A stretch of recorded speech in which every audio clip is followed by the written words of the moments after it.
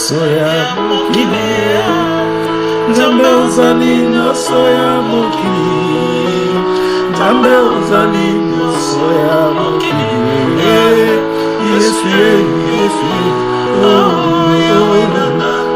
ozali nyonso ya bana Kongo Nzambe ozali nyonso ya bana Kongo Nzambe ozali nyonso ya bana Kongo Yesu Israël, lève-toi. Israël, marche. Israël, tu as déchaîné de toutes calamités, de toutes misérables, de toutes lamentations. Au nom de Jésus-Christ de Nazareth. Nafuka me la papa nangai. Nabele la papa nangai. Oh Nazareth, Jésus-Christ de Nazareth. Yehoshua, oh Azal éternel vivant, dans les lieux de l'éternité. Il n'y a que toi, qui est la vie, qui est l'essentiel, qui est l'importance, qui est l'efficace, qui est tout pour tout, plus que ça, plus que bon, la bonté, tout ça, il n'y a que toi, la vérité, rien que la vérité à mon Père vivant, et je t'adore ici, dans la maison de la vérité, dans la maison qui est le temple de la vérité, dans la maison qui est la rivière de la vérité, dans la maison qui est la sanctification, la purification de la vérité, que nous changeons aujourd'hui. Mon Père, il nous voit aujourd'hui. Mon Père, il est debout là. Vous ne le voyez pas. Papa, dans zone de pays d'ailleurs. Merci. Dans zone d'ici, merci. Dans zone ici, sanctification. Oh yo, oh soyez là-bas. Oh, sangani na mona na yo. Oh, komi moko na mona na yo. Hallelujah. Nembo na Yesu. Nabolingo na Yesu. Nzambe tala pana na yo. Tala bapasi na bango. Ne yo solo mona ki yango. Bango baso mona te. Oso sana ki se kokisami. Bango baso mona te. Ko basa komi tungisama. Ko basa li koyeba nzela te. Ko basa positionner sika moko te. Ko basa li papier. Ko basa li sika moko. Ne basa yebe sika basa li te. Nzambe touche mikoma na bango. Tondisa bolingo. Tondisa kembo na Yesu. Kembo na Yesu. Na kati ya royaume ya David, l'éternel de la vérité. Au nom de Jésus. Par l'autorité de la croix. Par la puissance de la croix. Au nom de Jésus-Christ de Nazareth. Que nous soyons protégés. Que nous soyons bénis. Au nom du Père, du Fils et du Saint-Esprit. Que nous ne soyons plus attaqués. Au nom du Père, du Fils et du Saint-Esprit. Que nous soyons arrivés à notre destinée. Le succès de l'amour de Jésus dans le royaume des Congo, millénium de Jésus-Christ. Vive la célébration de Jésus-Christ. Vive l'amour de Jésus-Christ. Vive l'indépendance par le sceptre de l'indépendance du Congo. Au nom de Jésus-Christ.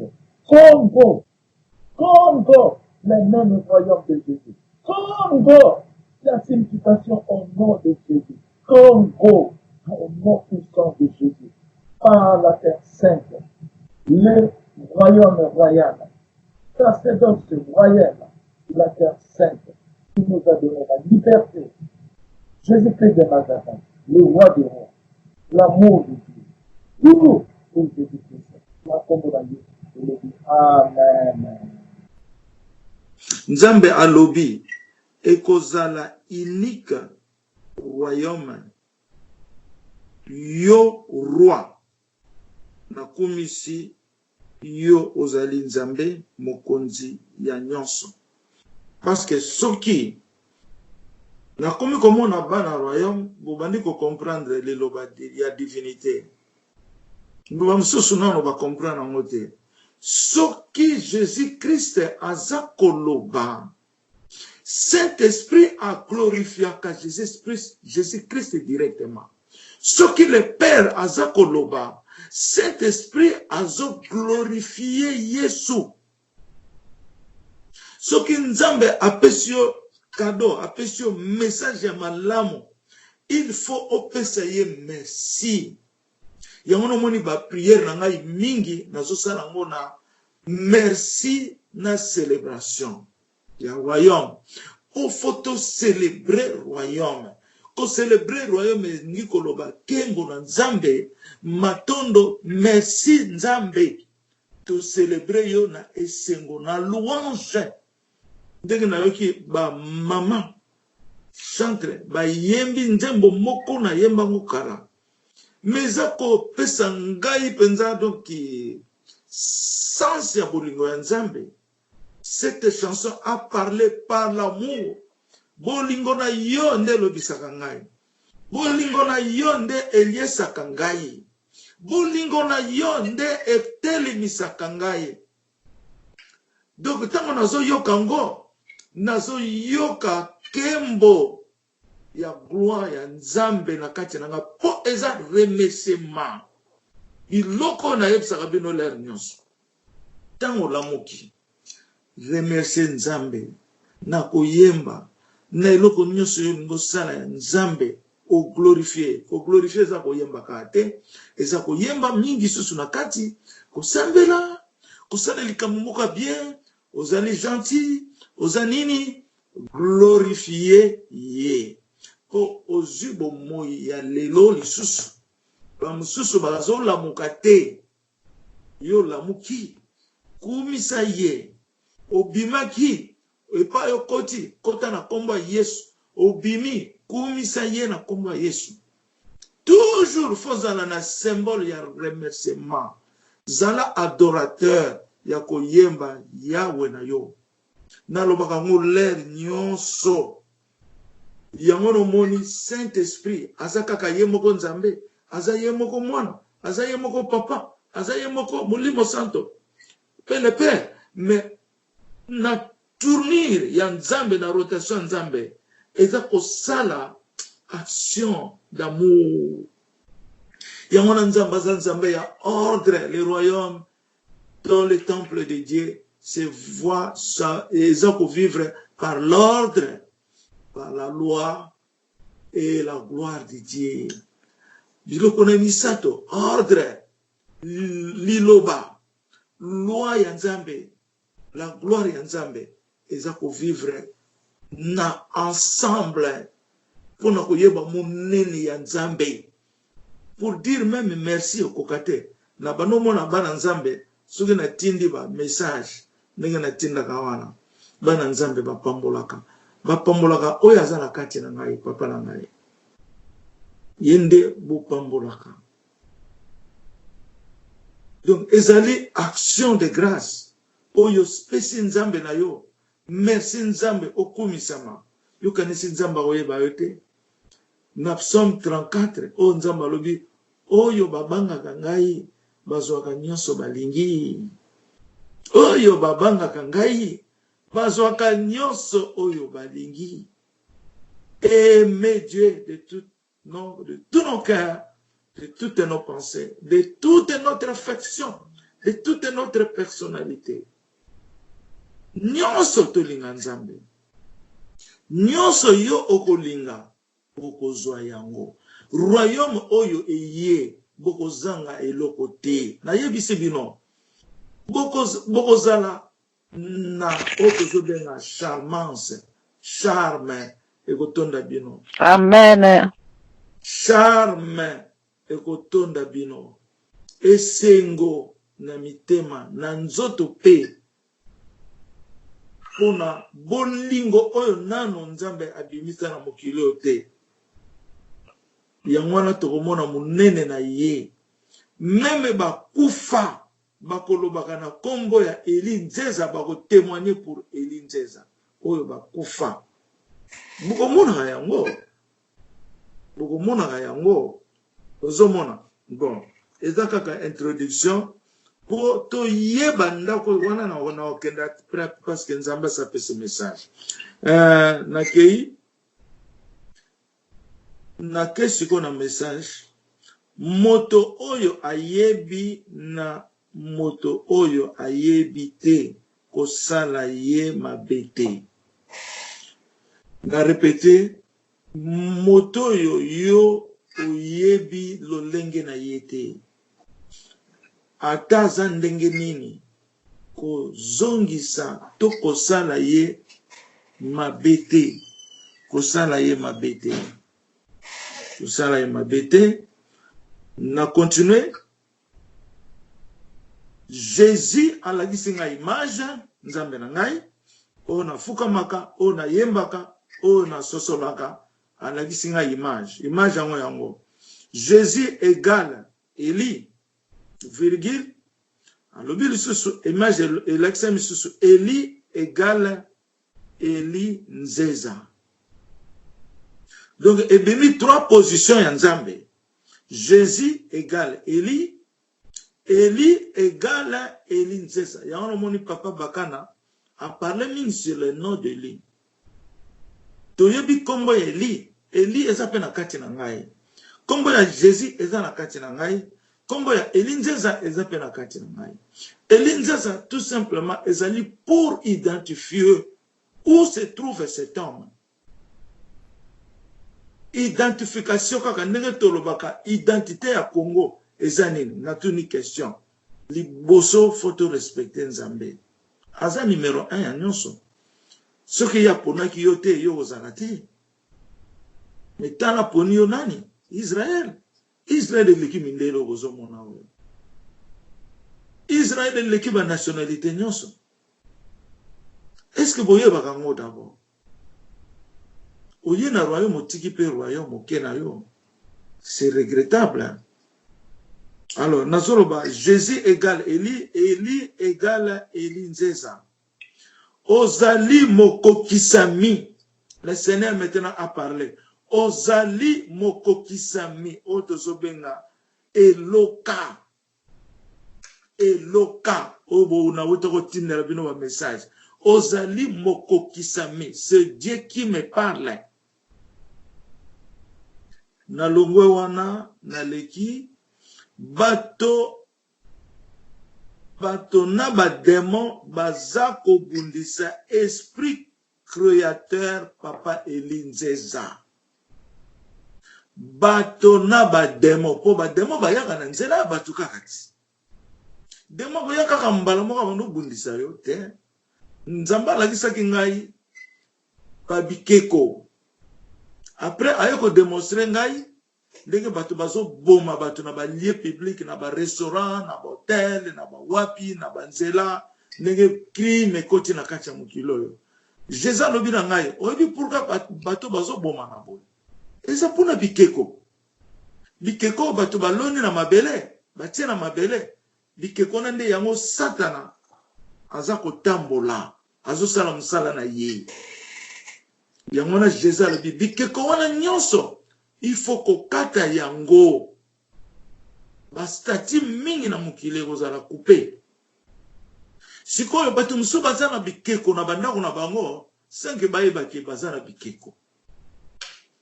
Ba symbole ya ba temple mystère ya mabe.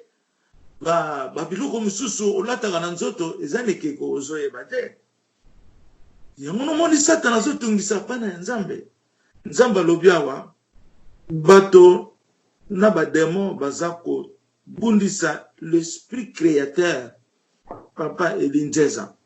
Nzambe awa a identifienga l'esprit créateur. Nana ibsabino histoire moko et c'est le cas nango. Tozalaka na mama moko na kati ya royaume na oloba kombo te. Na kansi ba mama Liliane Baibie. Mama wana aki mama moko pe azwa ba révélation, azala ba révélation.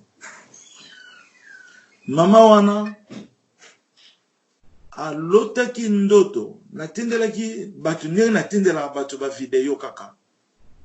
Mais ngai na place natindaki video na ye atala video. Amoni video wana et se transformer na nyama moko ezaka na mabele. Aza nyama moko azaka mwindo alia kaka mabele. Ye musane kolia kaka mabele. Sikoyo amoni nyama wana mezalaki na forme ya oyo ndenge za na mabele te forme kitoko, forme moko précieuse. Sikoyo nyama wana azalaki na fleur moko na likolo na ye. Fleur yango babe yango letis. Eta ba fleur moko ezaka mwa rond eza kitoko makasi. Sikoyo ye nyama wana azolinga azwa fleur wana eza na mukongo na ye azokoka kozwa yango te. Po ye nyama wana maboko nezaka mine do lokola ba crap biloko moko ndenge wana. Sikoyo azokoka kosala mokongo na ye te. Alamuki a comprendre te. Asali ba recherche. Ayo komona na tango ya kala na Égypte. Nyama wana babanda kobenga ye le symbole de Père créateur. Eza symbole ya Père créateur pour liaka kaka mabele. Donc yaza mabele. Eza symbole ya Père le créateur. Abenga papa Eli. Oui, que yoza le Père créateur, c'est parce que makamundamba la gisinga navana yebisa yo na sali ba recherche. Ozomona de yangona awa nzambe aye ko répondre ye, nzamba répondre mama wana. Alobi yebisa ye que alobi nanga roi, yebisa ye roi, c'est à toi que je fais toutes choses.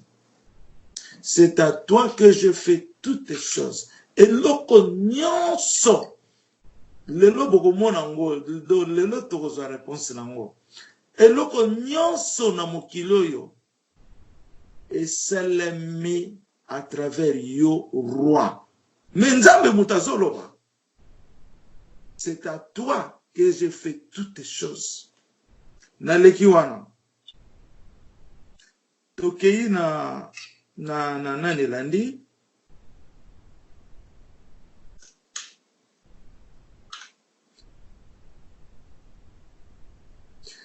Ainsi dit l'Éternel, Elinzeza est le maître de cieux et sur toute la terre. Elinzeza est le maître de cieux et sur toute la terre. Naleki, la date, il y a dimanche le 14, dimanche le 14 juin 2020, Jésus aye na Congo na nzete ya mbila. Wana setoloba yango. Jésus aye na Congo na nzete ya mbila. Soki toke na ba prophétie o tozwa liboso, Jésus alobaki nini? Je suis venu sur Emmanuel de planter une autorité. Je suis venu sur Emmanuel. Alobi par Emmanuel T. Parce que au biso tokendeke mingi na français littéraire, langage littéraire. Mais to na langage ya nzambe o ezali KVT.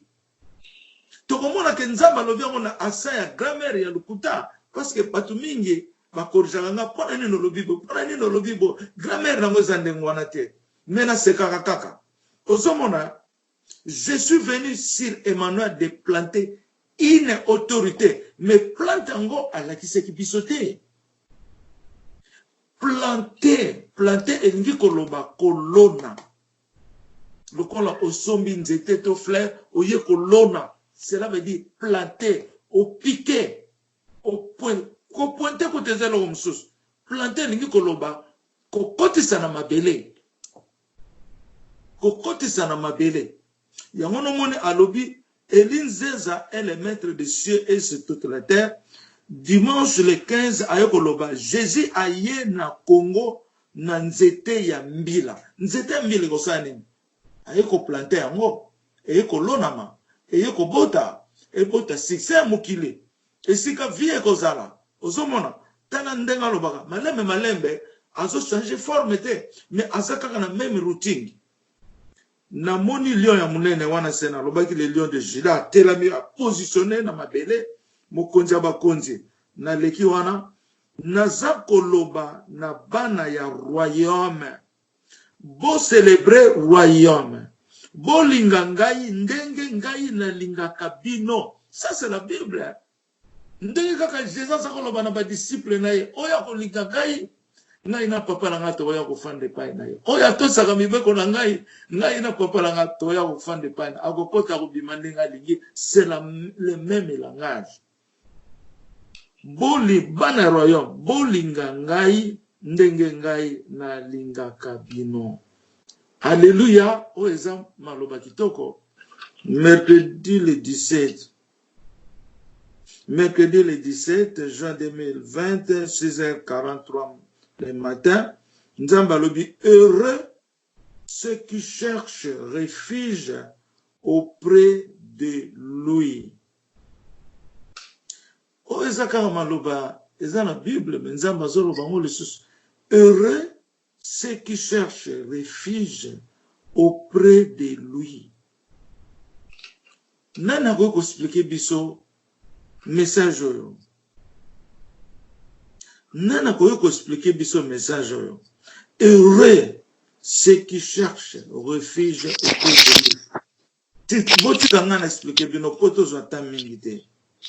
Heureux esengo na baye balukaka bazala na kati na Nzambe. Emmanuel.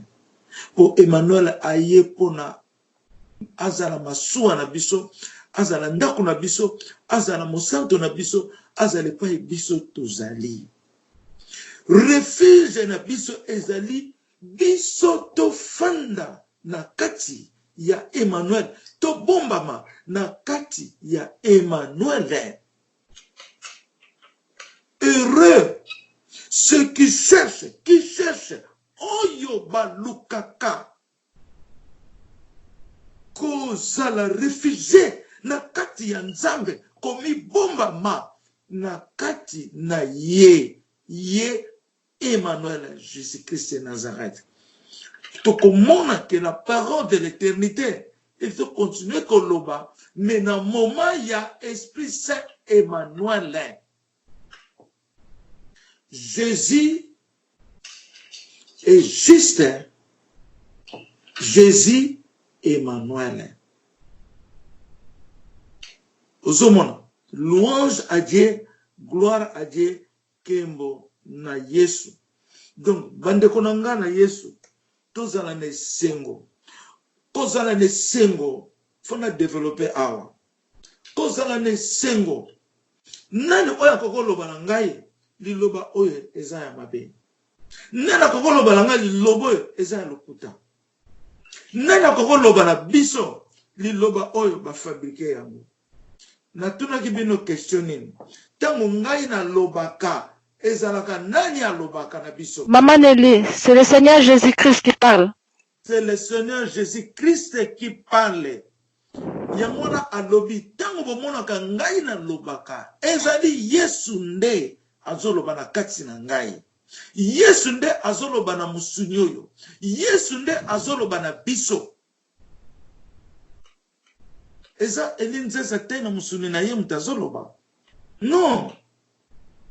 Elinzeza za ndaku epai Nzamba azoloba po batu ba yoka liloba wana. Me elinzeza yeba za na kati ya Nzambe. Po Nzambe asali ye na bonzambe. Po aloba na bonzambe. Nzambe kokozwa n'importe qui te po aloba na place na ye, loba ba serviteur de Dieu aussi. Mais oyo Nzambe a formé na ndenge na ye, c'est lui-même. C'est lui-même, ça c'est le mystère de Dieu. Nde ya wana réponse ezalaki to loba na Emeline. Na ba question Nzambe tunaki ye. Eza enseignement to kopesa ba réponse wana après. Ozomona, ça c'est le mystère de Dieu.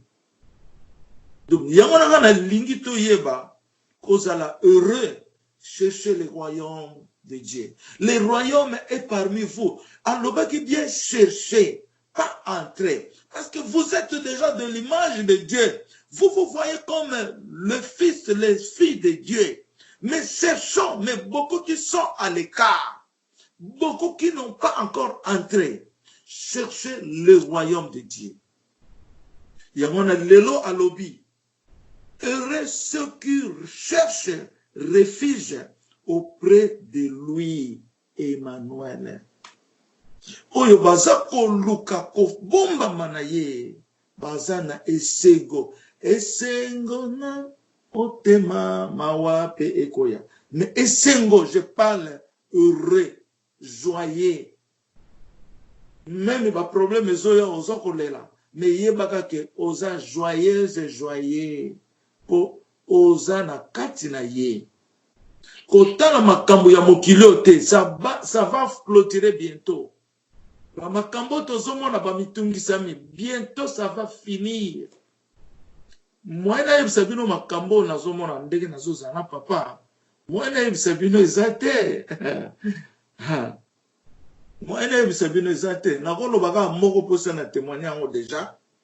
Okomona ke naza na bureau na ngalo boko ya monene. Eza awa ezoluka ba papier ya kusigner. Loboko ya mwindu ya monene ngaso natala zo loboko nanga natana ko kota ko nata combien de fois na ebite. La main boko yoka ngo lelo likambo ya la main wana. Loboko ya monene na fani bona bureau na lali kongite. Ndoto te nini te nazomona loboko azui bik.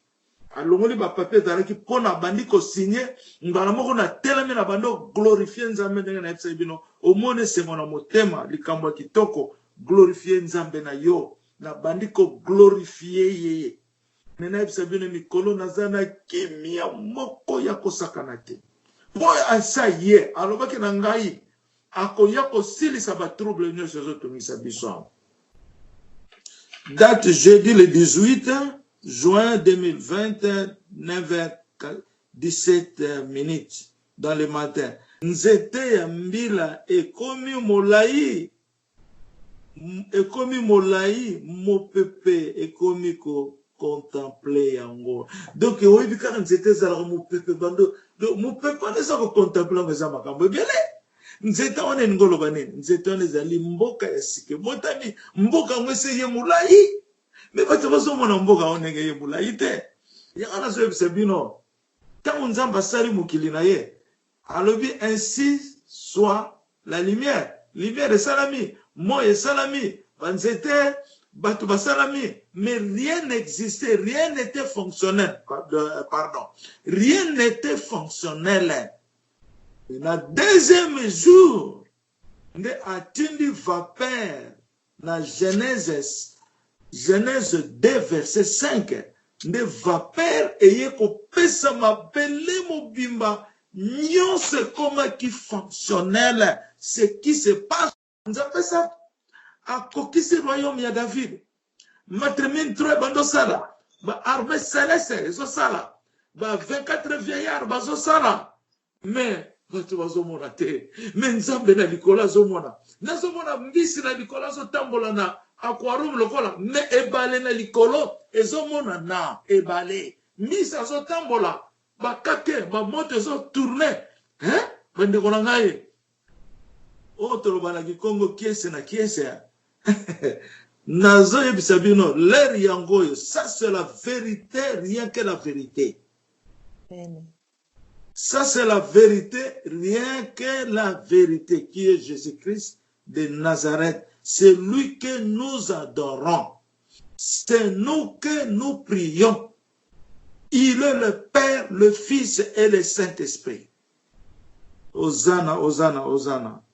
Ozomona, na lekiwana, vendredi le 19 2020 à 9h03 le matin.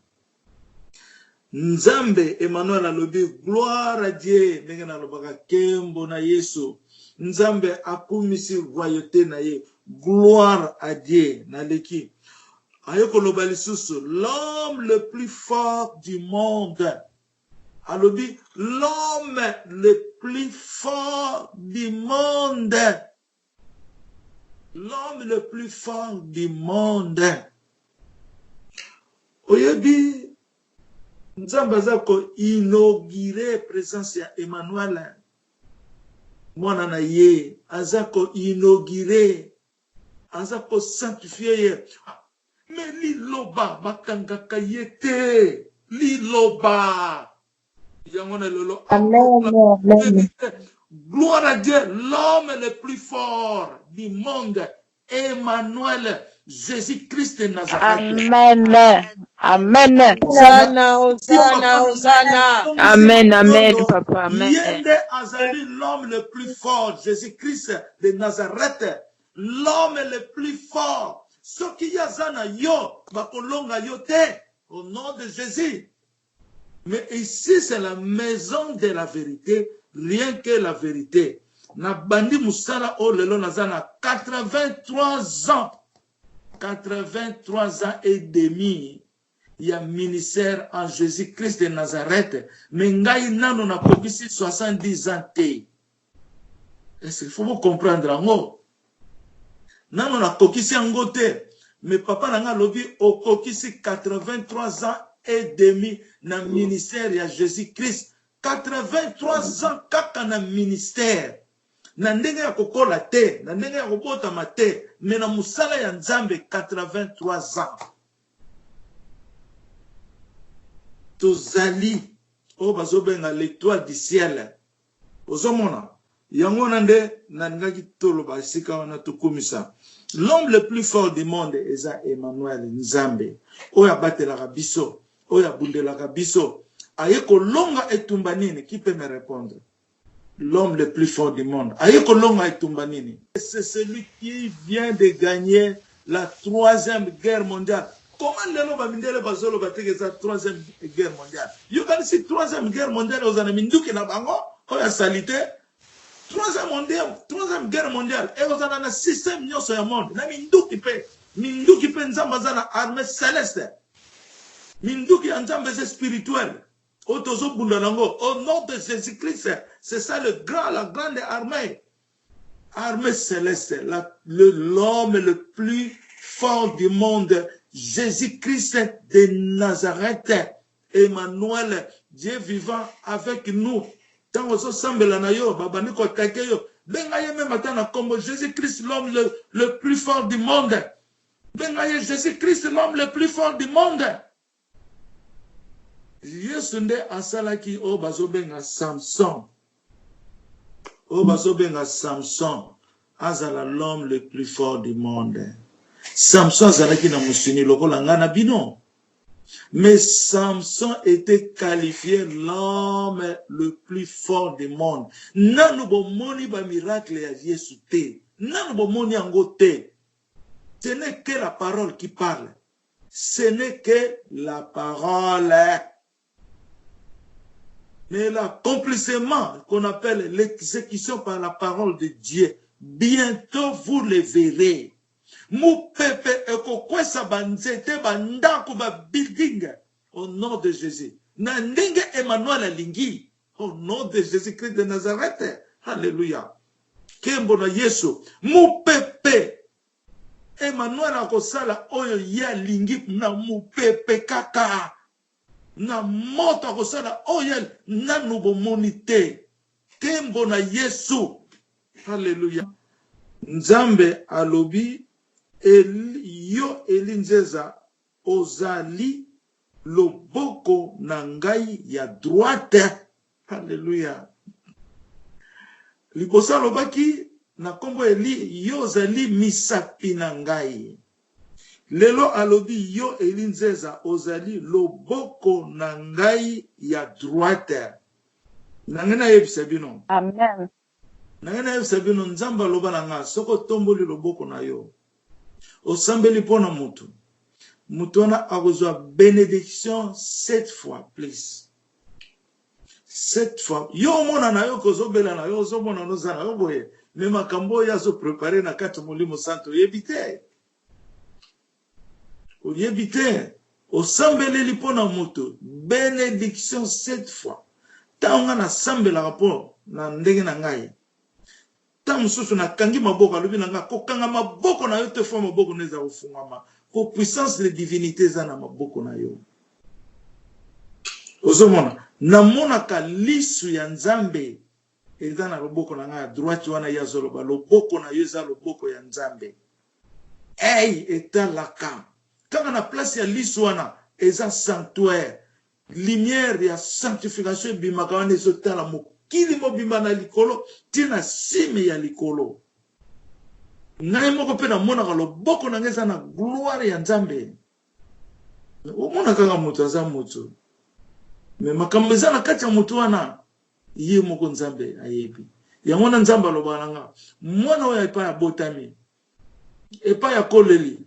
ne sikaza resident lelo bayebi ete nzambe nde asali ndenge wana batu bayeba ngai te batu badécouvrir nga te mais aloba na nga ta main sera découverte, ta main sera découverte plus tard. Attendez-le, loboko ya nzambe eko yebana na mokili oyo. Pasteur Eben tanga monaki communication eza susu entre likolo na mabele te, ba demo batonda na likolo bato basambelaka ba géant démoniaque.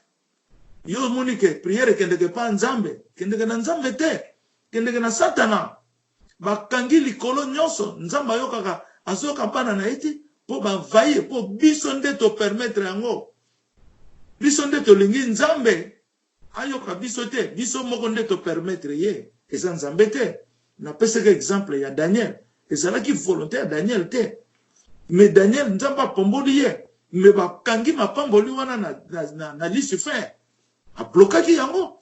Mais nzambe amonike Daniel aso pambola ye te. Yango abaki soki ozwi likambo ya nzambe fo pambola nzambe po nzambe pa pambola yo. Nzambe azozela mapamboli ya Daniel. Mapamboli ya Daniel ezoloba mate. Nzambe atali bo et c'est pas botola qui yango déjà. Allez, attinda ki ba ange msuza alaki problème. Ti atindi ange Michael pona aya ko détrôner bénédiction ya Daniel. Yango na foko mona sentence na niveau na ye oyo encercle mabele. Mais la plante nzete ya mbila Emmanuel oya okoka ya zate. Akokoka kate l'homme le plus fort du monde. Muta koka Yesu mon père vivant azate. Ozomona nde yangona omoni tozoloba likambo yo ya naza loboko ya nzambe oyo eza loboko ya mobali. Naza loboko ya nzambe oyo lobaka la ta main sera découverte. Na mona kana loboko na nga ba pigeon bazako ya kolia likolo ya loboko na ngai. Ba pigeon ba ye belé ti ba ye na mabele oyo ba na loboko na ba kokite ba kiti ba cercle nga ba pigeon ngolo bani. Ba pigeon ngolo ba les nations. Les nations. Ba pigeon za symbole ya message, symbole ya ba angelou spirituel, symbole ya liloba, symbole ya ba nation. Et tu es le seul que j'ai consacré une pierre au nom de lui dans ton œil. Alobi ozaya liboso le seul oyo nganzambe na consacré libanga na kombo ya Eli na kati ya lisu na yo. Alobi tu es le seul que j'ai consacré au nom de lui la pierre dans ton œil. Nzamba lobi yango. Sikoyo na kei lisusu na message msusu alobi ye azali nyonso na manso pona mokili. Loboko na ye ezali nzambe. Ozoyoka. Ye azali nyonso na manso pona mokili. Loboko na ye ezali nzambe. Nangana yebisa bino biloko msusu batu bakokanisa na Bible ezate tout ça. Nzambe asilisa koloba te, akosilisa pe koloba te po Dieu est vivant. Nzambe ayaka na sagesse na ye, alobaka na sagesse na ye, na seri na ye, alobi na ba prophète na ye, lelo alliance eza papa na ngai Jésus-Christ de Nazareth, oya ye na mwana na ye na kombo ya Emmanuel. Yamuna tokomona ke na pese exemple. Mutu oza normal. Abotami abandi kosala musala. Lelo asali ndaku, lelo asali likamoko bona miso bapara balobi mwana azama yele. Mwana wana lobi a changé. Mwana wana lobi a changé lisusu. Eza kosala kaka nini aza ko changer. Donc nzamba koki ko changer de. Na tuna bino question. Abino ko suki sa nzambe na livre, na Bible. Bo suki sa nzambe na Bible. oh nzambe alobaki te eza te nakondima te na bible eza te bino nde bozosukisa nzambe yango na makambo na bino eza kosuka nzambe basukisaka ye te liloba ya nzambe bakangaka yango te liloba ya nzambe basukisaka yango te napesa exemple typique oyo eza trop simple mwana botami lelo azala mwasi azala mobali banosala babiloko eske biloko wana kosuka kaka mokolo ya kozonga na mabele lelo tozomona batelefone iphone moto asala yango aza Steve et Steve wana bazwaki ye enfant adoptif na Syrie baaméricain bazwaki ye kuna baye na ye aza bebe babandi obokola ye Steve asala université te mais Steve asali iphone Steve akufa mais iphone ekontinuaka kovivre na mayele ya tika est-ce que mayele ya iphone esila iphone lelo eza téléphone le plus précieux du monde à part Samsung mayele na ezo continue bongo ya nzambe oyo azali Yesu Masiya ekosuka mindele nde basali bokoma na niveau na po badominaka bino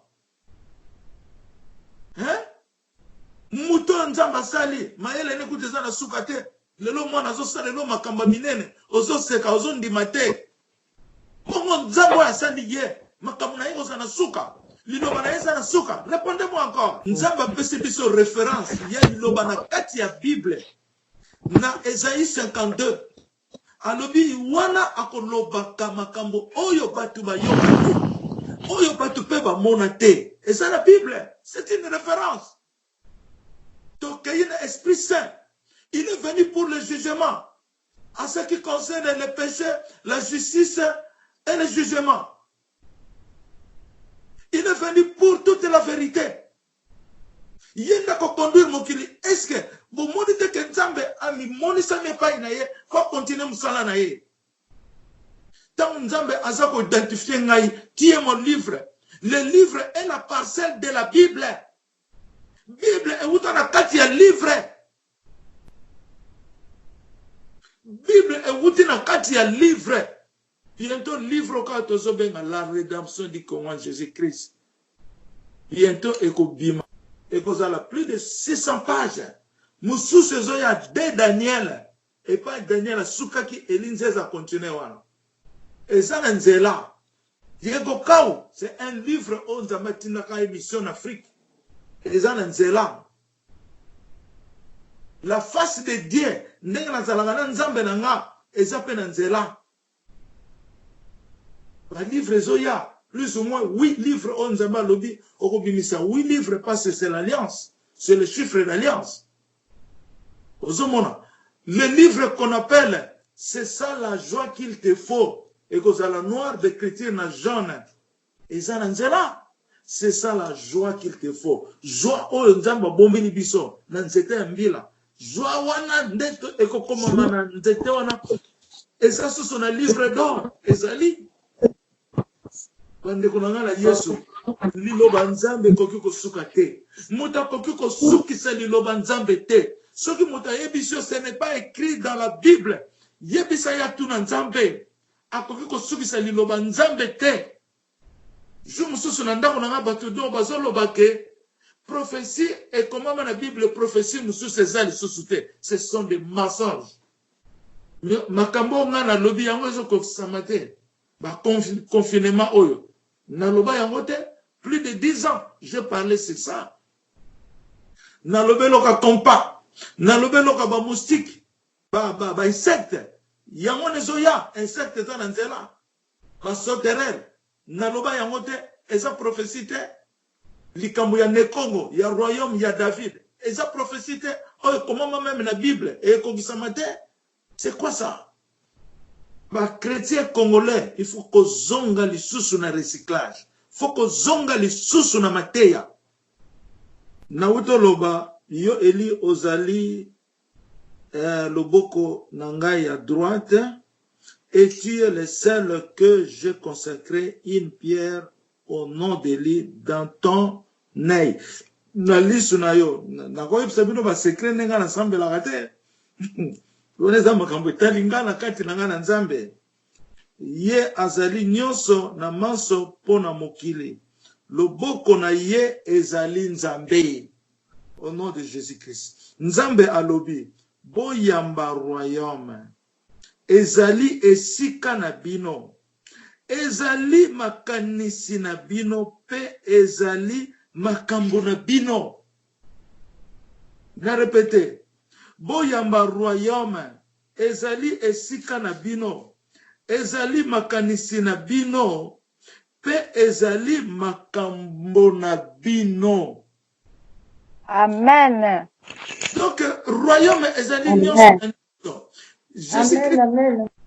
apôtre Paul a l'obia. Nous avons la pensée de Christ. Parce que Christ est le royaume. Donc, makanisi na biso fezala ya royaume. Makambo na biso fezala ya royaume. Royaume eza bisika na bino. Oyo babimaka. Alobi nga naza muta royaume te na bimi. Yeba kosala erreur moko grave. Nzambe sa lobi. Oyo babimi na royaume bakokufa. Bakokufa. Oyo babimi na royaume bakokufa. Kobima na royaume eza na bandenge boni po bozo tuna ba question na mitema. Kobima na royaume eza ndenge nini? Kobima na royaume mutu pena bimi na ye. Abimi na ye, ake na ye. Akukufa. Soko zongi no kite. Tango tana yo koka okende. Natinda ki message moko awa. Albi bato bako kota na royaume ya Jésus te. Ako bwaki na bango ba maladie. Eko menace bango. Soki ba zongi te. Si bako kufa. Pe akoti na jugement. Natinda ki bino ba message wana. Ozo mona. Kolongo na royaume eza nini? Olandi songi. N'importe quoi. Ozalaki visionnaire. Mo tiki royaume. Yo bimi témoin ya royaume. O tiki royaume. Oko kufa. Kokufa ningoloba. Ozana bomo ya sekote. Yangonde ningoloba kokufa. Depuis na bima na royaume senga na kufa. Na kufa te na zana ngate. Na kene beglise. Ozana bomo ya sekote. Kokufa elingi koloba. Bomo ya seko ozangi yango.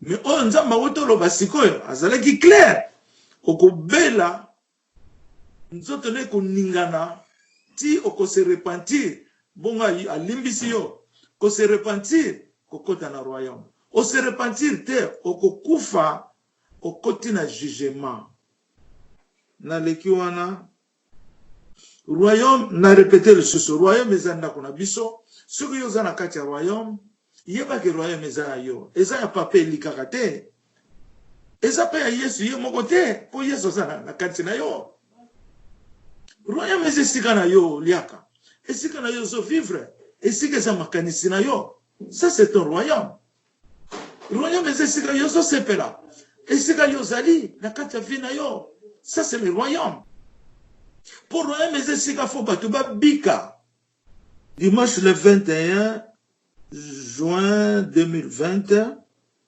le 21, oui. Nzambe alobi, valeur ya moto e monanaka. Valeur ya moto e monanaka na kitoko ya mwasi na ye. Na répété, valeur ya moto e monanaka na kitoko ya mwasi na ye. Nde valeur ya moto emonanaka. Biso na Yesu Kristo, valeur ya royaume ekomonana na biso oyo toza épouse ya Nzambe. Na premier point ezana no Nzambe liboso parce que Nzambe aye comme Emmanuel azape mutu. Emmanuel aye kobala épouse na ye. Oyo ezali Congo. Congo épouse na ye. Oyo nyonso aza Israël. Yesu aye kobala ye. Congo, église. Toloba bien pour bien parler. C'est l'église que Jésus-Christ est venu pour épouser. Sikoyo, Yesu akomonisama moto ya malamu. Soki épouse na ye aza kitoko devant son mari. On a na point numéro, na deuxième point, et comme biso na royaume. Le marié, le non marié, ce que ça na mobali to za na mwasi te yebarake. Yesu akokisa mi na yo pona vi na yo mobima. Ce que ça li mwasi ozuna mobali te, Yesu aza mobali na yo. Yesu aza mobali na yo a liboso. Pour bien parler, Emmanuel. Yesu ayeko bala yo. Foyo za la kitoko. Po Yesu amonama azana valeur. Po Yesu amonama azana valeur. Et que il petit na la chair. Au moni, ezana deux prophéties et kitaki na lobaki ango bien avant. Na combien on peut na livre wana. La femme esclave enfantera sa maîtresse. La femme esclave de Ngoloba Congo. Oyo ebimaka l'esclave du monde. Kobanda l'ancien temps na esclave. Ba wumbu. Lelo aboti oyo aza maître na ye. Emmanuel qui nous est venu, qui nous est né na 2 portions. Ayeleli biso abotami pona biso. Azali ya biso seko na seko Congo, seko na seko Congo ako perdre lisusu israélisme na yete. C'est fini Congo otozobenga sacerdoce royal ya Nzambe etikali na calendrier ya Nzambe éternel. Ba génération de génération bakoya bakomona kembo ya Congo Nzambe azobenga ngo États-Unis. Ayeko benga ngo lisusu royaume. Abenga ngo lisusu nzete. Abenga ngo arbre. Arbre ngo za nini? Nzete ya mbila.